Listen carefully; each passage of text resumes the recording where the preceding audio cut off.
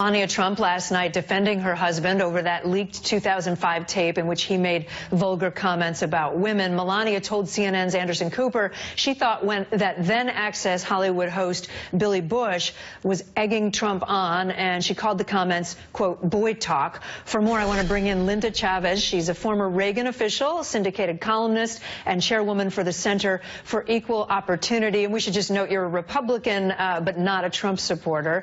Let me talk about that 2005 tape, which has sort of changed the face of this election and the discussion that we're having. And Melania coming out on several interviews last night and this morning and talking about it. Do you think that was helpful?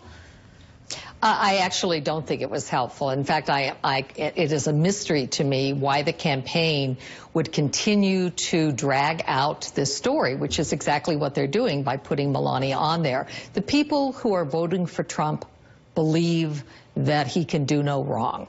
And, you know, he once famously said he could walk down Fifth Avenue and shoot someone and people would still vote for him. Well, the more we learn about him, the more it appears that that statement is accurate. A.J. Delgado just said in our last block that she thinks, you know, Melania is a mother and a wife and she's busy and she doesn't want to be the public face of this campaign. Behind the scenes, you've worked on campaigns. Do you think that the campaign maybe put her out there because they were worried about the impact of the tape? Well, I think they probably want to soften his image, and I think her line that she has forgiven him and that he's asked for forgiveness from the American people, if they had done that and if he had truly apologized a day or two after the tape was released, we wouldn't be in this position today. But instead, he went on the national debate and he basically called you know, himself a liar, saying, no, I never did this to any woman. And now we have, you know, depending on whose count it is, 9, 12, I mean, who knows how many women out there. It's hard to keep count of them who've come forward and said, yes, in fact, he did act this way. And frankly, I find Melania's saying that this is all boy talk and that she, you know, blames Billy Bush and she blames Howard Stern.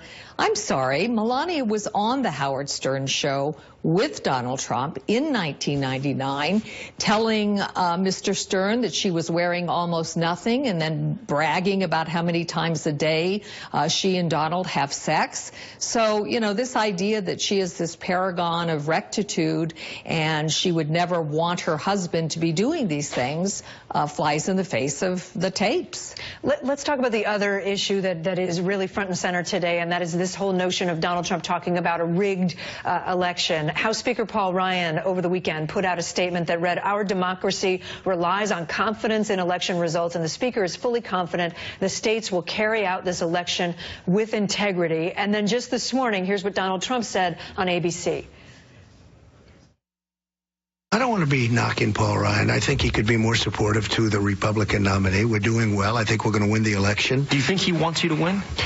Well, maybe not, because maybe he wants to run in 4 years, or maybe he doesn't know how to win. Maybe he just doesn't know how to win.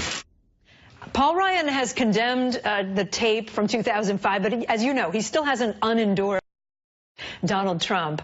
What do you make of this whole dynamic between Trump and Ryan? Well, it's interesting. Of course, Trump was in Wisconsin, and so I think in some ways he softened his rhetoric towards Trump. I mean, he's called him a loser. He did here refer to, you know, Speaker Ryan not knowing how to win. But the fact is, Paul Ryan has an agenda that is very much in keeping with mainstream conservatism. It is an agenda that I fully endorse. It's an agenda that most conservatives endorse.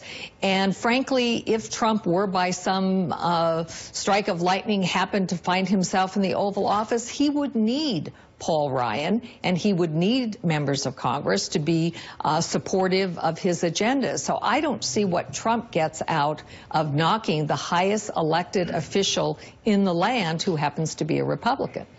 Well, it's popular with his voters, I would say. He's probably the answer to that. Linda Chavez, chairwoman of the Center for Equal Opportunity, former Reagan official. Thanks so much for your time today. Appreciate it.